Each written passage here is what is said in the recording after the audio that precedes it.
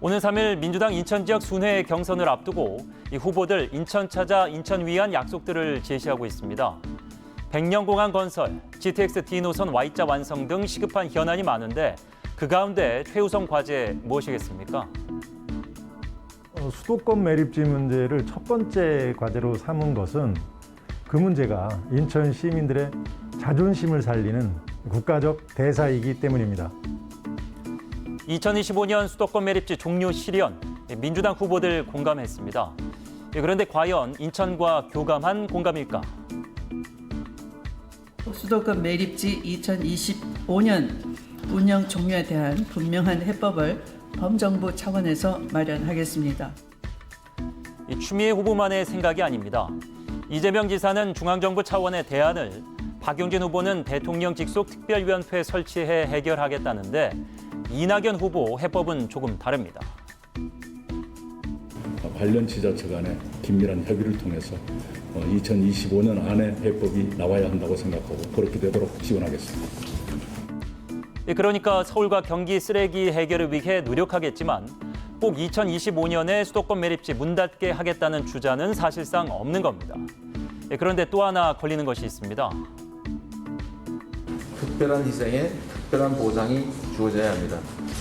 인천 시민들께서 수도권 폐기물로 고생하시는 것에 대한 적절한 혜택도 반드시 마련하겠습니다. 이 지사만 언급한 게 아닙니다. 이낙연 후보 보상과 혜택 강화를, 박용진 후보는 인센티브를 얘기했는데 이 부분에 인천 시민들 발끈합니다. 언제 보상해달라고 그랬나? 상처난데 소금 뿌리지 마라. 신도시에 입주하신 분들이 입주할 때 2016년이면 쓰레기 매립장이 종료된다. 이 약속을 철석같이 믿고 들어오신 거거든요. 또 2015년에 합의를 해서 2025년까지 10년 연장하겠다. 10년만 참으면 되겠지라고 생각했는데 오래 기다렸고 여러 번 믿음 좌절됐는데 이번에도 누구 하나 시원하게 종료 단언하지 않는 현실. 사용 종료 시점이 2025년까지란 얘기는 실질적 이행 위해 서울과 경기가 각자 해결책 찾아야 해 지금도 늦었다는 방증. 그래서 묻지 않을 수 없습니다. 원론적 견제에 그치는 공약 누굴 위해 왜 내놓으셨습니까? 그래서 벌써 한숨이 나옵니다. 수도권 표심 잡기 셈법상 인천, 경기, 서울 간 갈등이 있는 현안에 인구수 가장 적은 인천 손들어주기가 쉬운 일이겠는가? 우리 서구가 서울시, 경기도의 쓰레기통입니까?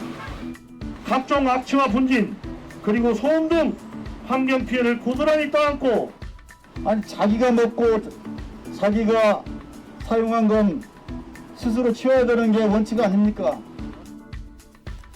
1992년부터 우리나라 인구 절반인 2,600만 명이 배출하는 쓰레기가 버려지지만 인천의 고통일 뿐입니다. 그렇다면 야당은 어떨까요? 인천 고통 해결해 줄 약을 쥐고 있을까? 해서 인천시가 수도권 매립지 사용 종료 정책을 강력 추진하지만 대선 전국에서 오히려 고립될 수 있다는 우려. 그리고 그 우려는 기우가 아닐지도 모른다는 사실이 오늘의 안타까운 현실입니다. 앵커 포커스였습니다.